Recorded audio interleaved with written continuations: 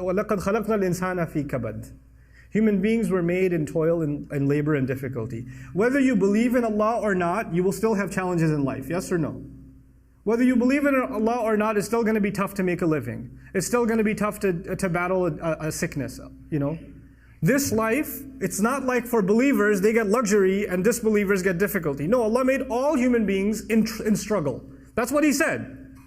If you could go through this struggle with Iman, then you will have the best of this life. And while you are making the best of this life, you'll be making the best of the next life too. You'll get a kind of peace nobody else enjoys. You're sick and the disbeliever is sick. But in your sickness, you still find peace and they find no peace. You're in financial trouble, they're in financial trouble. Exactly the same kind of trouble, exactly the same kind of hunger, but your heart is still at ease. Allah is still giving you tranquility. Allah is still rewarding you. Allah is still protecting you, and they're miserable. You made this life worse for yourself too. And on top of that, you missed out on the next life. خَسِرَ الدُّنْيَا وَالْآخِرَةِ. This is why we ask Allah, رَبَّنَا آتِنَا فِي الدُّنْيَا حَسَنًا. The qualification of hasana means, when you ask Allah for good things in this life, it means good on the outside and good on the inside. Good as in beautiful, tasty, enjoyable from the outside. And good for my next life. Actually good for me in the long run. Building my akhirah at the same time. This is رَبَّنَا آتِنَا فِي الدُّنْيَا حَسَنًا. And therefore, وَفِي الْآخِرَةِ حَسَنًا. And as a result, good in the next life. Something that's beautiful and good on the inside as well.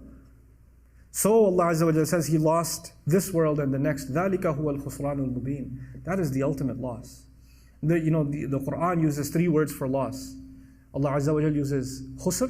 إِنَّ الْإِنسَانَ لَفِي خُسْرٍ. He uses khasaran. And He uses khusran. And khusran is a masdar, sighatul mubalagha, the worst kind of loss. The worst imaginable loss.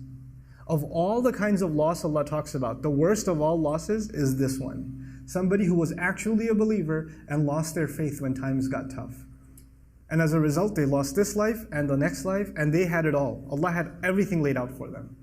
Everything was laid out for them. Allah Azza wa Jalla will describe الَّذِينَ يَرِثُونَ الْفِرْدَوْسِ. About believers, He says they will inherit paradise. Strange word. Allah didn't say, in many places He says they will enter paradise. But in Surah Al-Mu'minun, He says they will inherit paradise.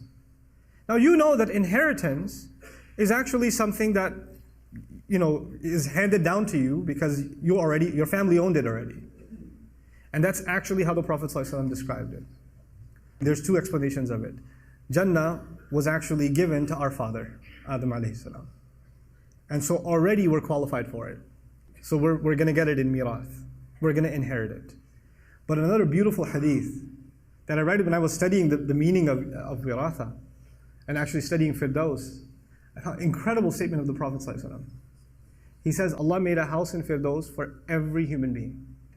Not just every believer, every human being. But some people just didn't want to go. So when believers get there, there's going to be a lot of empty homes. And so they're going to inherit those homes. The house Allah has built for you and the house Allah has built for me is already there.